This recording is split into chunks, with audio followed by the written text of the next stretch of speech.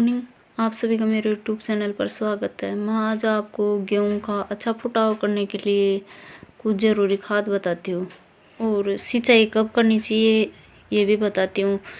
जब गेहूं की फसल है, आपकी नॉर्मल मिट्टी है, जैसे ज़्यादा बलुई नहीं है, जो पानी सोखने की क्षमता वाली मिट्टी है, तो इसके अंदर है लगभग 25-26 दिन की फसल हो जाए तब इसमें पानी की सिंचाई करनी चाहिए।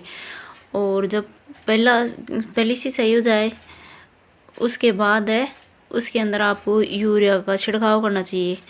और यूरिया खाद के साथ है आपको और भी कुछ खाद है वो ऐड करनी चाहिए, जिससे इस जो पौधे हैं इनके फुटाव ज़्यादा हो, कले ज़्यादा हैं, तो उसके लिए और कुछ खाद भी ऐड करना ज़रूरी होता है।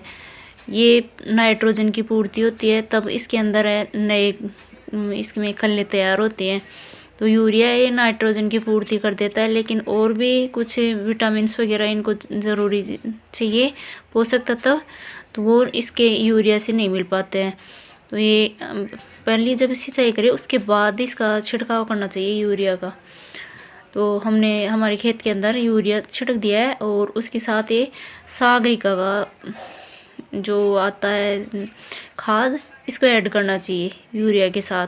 और लेना चाहिए सल्फर ATWDG। ये दोनों चीज़ें आप मिक्स करके और फिर इसमें छिड़काव करोगे तो आपकी जो फसल है वो दुगनी ग्रोथ करेगी और जितने भी पोषक तत्व हैं वो इसको आराम से मिल जाएंगे और इस तरह से फुटाव होगा। सभी देखने वाले यही पूछेंगे कि आपने क्या दिया है इसके अंदर जिससे इतनी ग्रोथ बढ़ रही है, इतने ज़ोरदार गेहूँ कैसे हैं, सब यही पूछेंगे आपसे। तो आपको ये सागरिका और सल्फर दोनों यूरिया के साथ मिक्स करके और छिड़काव कर देना चाहिए। और यदि आपकी मिट्टी बलुई है और उसमें पानी सोखने की क्षमता नहीं है तो आप 19-20 दिन की जब आपकी गेहूँ की फसल हो जाए तब इसमें पानी का छिड़काव कर सकते हो, सिंचाई कर सकते हो। और जब आप एक सिंचाई कर दो उसके बाद है लगभग 7 दिन बाद दूसरी सिंचाई करनी चाहिए। और वैसे आपकी जो फसल है उसको देखकर भी आप आइडिया लगा सकते हो कि इसमें सिंचाई की ज़रूरत है या अभी मिट्टी गीली है। तो जब मिट्टी गीली ही हो उस टाइम इसमें ज़्यादा सिंचाई करने की ज़रूरत नहीं होती है, क्योंकि ज़्यादा सिंचाई करते हैं तो उस टाइम तो पौधे ग्रोथ करते हैं, लेकिन बाद में पौधे वो आड़े टेढ़े गिरना स्टार्ट हो जाता है, ज़्यादा लंबाई बढ़ जाती है। तो उसमें ज़रूरत के अकॉर्डिंग ही सिंचाई करनी चाहिए।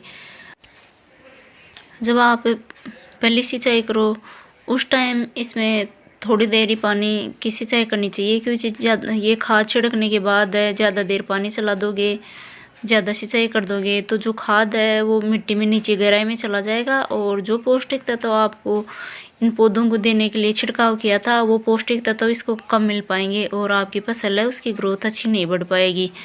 तो उसके लिए ये सभी बातें ध्यान में रखना ज़रूरी होता है कि इसमें कितने अंतराल पे सिंचाई करें और कितनी देर इसमें पानी की सिंचाई करें। लगभग आप 7 दिन के अंतराल से इसमें सिंचाई करोगे तो ना ही तो आपकी मिट्टी ज़्यादा गीली रहेगी और ना ही ज़्यादा आपकी फसल सूखी रहेगी।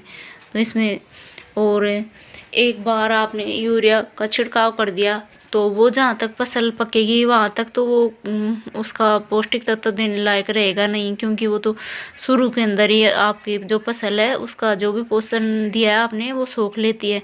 तो उसके बाद भी इसके अंदर है लगभग 20 या 25 दिन आगे की और फसल हो जाए, लगभग 1.5-2 महीने की फसल हो जाए आपकी, तब फिर इसके अंदर वही यूरिया के साथ ये सागरिका और सल्फर का छिड़काव करना चाहिए। तब जाकर आपकी फसल है अच्छी कले लेगी और इसमें जो बाल आते हैं वो भी अच्छी आएंगी, अच्छे दाने आएंगे और अच्छी पैदावार दे पाएगी आपकी फसल। और अब इसके अंदर आप और भी कुछ पौष्टिक तत्व ऐड करना चाहो तो जैसे राख होती है लकड़ी की, उससे आप फर्टिलाइज़र बनाकर, और यदि आपने फव्वारा सिस्टम लगा रखा है तो फव्वारे में जो वाल के थ्रू इसमें चढ़ाए जाते हैं दवाई वगैरह, उस तरह से इसमें इन फव्वारों के अंदर आप चढ़ा सकते हो। जैसे हमने फव्वारे चला रखे हैं वैसे आप इनके अंदर वो राख होती है उसका फर्टिलाइज़र तैयार किया जाता है। मैंने पहले वीडियो बनाया था, उसके अंदर बताया भी था कि राख का फर्टिलाइज़र कैसे बना सकते हो। तो राख है उसको पानी में भिगोकर लगभग 7 दिन के लिए रख देना चाहिए। कम से कम 7 दिन रखना चाहिए, ज़्यादा रख सकते हो आप 15 दिन रख देना चाहिए। तो आप 15 दिन रख दोगे तो जितने भी पौष्टिक तत्व होते हैं उसके राख के अंदर वो सभी इस पानी में मिल जाएंगे। और वो जो पानी छान कर आप फव्वारों की मदद से अपने खेत में उसका छिड़काव कर सकते हो। और यदि आप जो स्प्रे मशीन होती है उसके अंदर भी इसको भर कर और पूरे खेत में स्प्रे कर सकते हो, क्योंकि इसके अंदर जितने भी न्यूट्रिएंट्स चाहिए वो सभी इस राख से प्राप्त हो जाते हैं, जैसे फास्फोरस, कैल्शियम, मैग्नीशियम, जितने पौष्टिक तत्व उनको चाहिए वो सभी होते हैं राख के अंदर। तो वो भी आप उसके अंदर छिड़क दोगे तो आपकी फसल है ऑर्गेनिक तरीके से तैयार हो जाएगी। जब ये यूरिया वगैरह नहीं डालना चाहो तो इसको छिड़काव कर देना चाहिए कम से कम 3 बार। फसल पके उस टाइम तक 3 बार छिड़काव करोगे तो आपकी फसल है अच्छी पैदावार दे पाएगी। और जब गेहूं की फसल है बाल आ जाए, उस टाइम दाना गिरना स्टार्ट हो जाए बाल के अंदर, उस टाइम भी आपको यूरिया का छिड़काव करना चाहिए। और ये सागरिका है जो समुद्र से शैवाल से तैयार की जाती है, जो ये ऑर्गेनिक तरीके से तैयार की हुई होती है। इसमें कोई भी ये रासायनिक तत्व मौजूद नहीं होते हैं, जिससे आपकी फसल में ये फायदेमंद ही होती है, कोई भी साइड इफ़ेक्ट नहीं होता है इससे। और आपके पौधे की जो तना होता है वो इस तरह से स्ट्रोंग रहता है और इससे चारा भी अच्छा तैयार होता है। और जो इसमें बाल आते हैं, गेहूँ तैयार होते हैं, वो भी ज़्यादा तैयार होते हैं। और इस तरह से इसमें फुटाव भी ज़्यादा होता है। तो इसमें यूरिया 3 बार डाल दोगे, ये सागरिका 3 बार और सल्फर भी 3 बार, इस तरह से डाल दोगे तो आपकी फसल इतनी घनी होगी कि आपके हर आस पड़ोस वाले यही पूछेंगे आपसे कि आपने इसमें क्या डाला है, इतनी इसकी ग्रोथ कैसे हो गई। और सभी पूछकर अपनी फसल को भी इस तरह से तैयार करेंगे। ये इस तरह से अपनी फसल में सिंचाई वगैरह फर्टिलाइज़र वगैरह अप्लाई करोगे तो आपकी फसल है 1 एकड़ के अंदर लगभग 50-55 बोरी आप गेहूँ की प्राप्त कर सकते हो। और आप अपना एक रिकॉर्ड तैयार कर सकते हो, जिसमें अभी तक आपने इतना गेहूँ कभी पाया नहीं हो, उतना गेहूँ 1 एकड़ से आप प्राप्त कर सकते हो। तो उसके लिए आपके छोटी छोटी जो टिप्स होते हैं इनको फॉलो करके आसानी से आप अपनी फसल की ग्रोथ बढ़ा सकते हो और अच्छी पैदावार ले सकते हो। आपको मेरा वीडियो अच्छा लगे तो लाइक, शेयर एंड सब्सक्राइब ज़रूर करना, बेल आइकन प्रेस करना, जिससे आपको मेरे नए वीडियो की नोटिफिकेशन मिल सके। और इसी तरह से कोई अन्य वीडियो चाहिए आपको तो आप कमेंट्स करके पूछ सकते हो उसके बारे में।